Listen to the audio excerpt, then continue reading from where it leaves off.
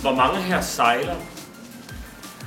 Sådan. Hvor mange her ved, hvordan en bølge, hvad skal man sige, anatomi er, og hvordan den rejser ud fra en stor storm ind mod en kyst, og hvornår det så bliver til en bølge. Afhængig af, hvad for en bund den her bevægelse den rammer, så bliver det så til en lille bølge eller en stor bølge. Det kan være til en krusende bølge, det kan også bare være en blød bølge. Det er, at der har raset en storm, og nu er den her, hvad skal man sige, de her dønninger, som kommer ud fra stormen, de er ved at ramme kysterne rundt omkring i verden. Og den bølge, jeg taler om, det er en bølge af en ny slags forbrugergruppe. I USA hedder den aspirationals.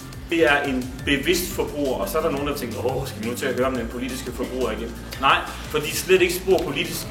De er bare bevidste. De er blevet bevidste omkring deres forbrug. De er blevet bevidste omkring den måde, verden forbruger på. De er blevet bevidste omkring økonomien og verdensøkonomien, og de er blevet bevidste omkring, hvordan politikerne og hvordan regeringerne rundt omkring sylter nogle af de her store problemer, som verden står overfor.